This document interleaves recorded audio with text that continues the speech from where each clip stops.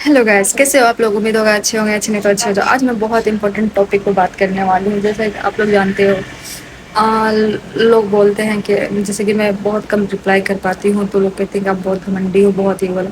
ऐसा कुछ भी नहीं है, मैं कोई घमंडी और ईगो वाली नहीं हूँ इस मामले में। देखो, सबका अपना अपना मेंटलिटी और सोच होता है, टाइम होता है, इसलिए वो उस हिसाब से रिप्लाई कर पाते हैं।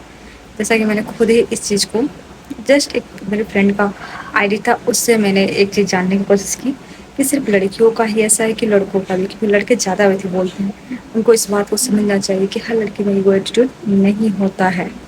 इसलिए लड़कों को समझना चाहिए कि भाई ये ऐसा नेचर सिर्फ लड़कियों का नहीं, लड़कों का भी है। मैंने अपने फ्रेंड की आईडी ली, फिर उनसे दो लड़कों को मैंने मैसेज किया। ठीक, एक लड़का था कि वो 4-5 मैसेज करने के बाद रिप्लाई कर रहा था, और दूसरा लड़का था कि जस्ट एक मैसेज करो आप उसको, वो रिप्लाई कर देता था। यहाँ सब कुछ सोच कर एक मैं डिफरेंट बताती हूँ।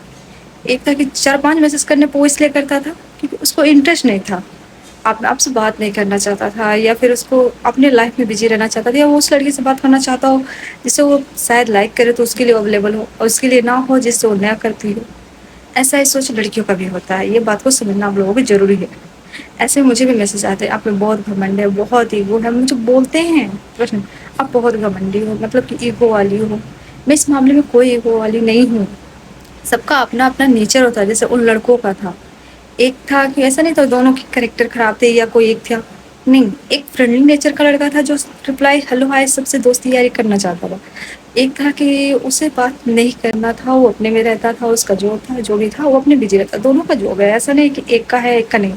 दोनों अपनी तरीका का सोच रखते थे और अपनी तरीके से बातें करना चाहते हैं। ऐसा इससे मेरी नेचर है। कुछ लड़कियों का भी होता है, कुछ लड़कियां होती है, कुछ लड़कियों का नेचर होता है कि वो किसी का भी मैसेज आए बात कर लेती है, ज़्यादा ध्यान नहीं देती है कि किससे बात करना है किससे नहीं। वो है जब फ्रेंडली, सबके साथ फ्रेंडली रहती है।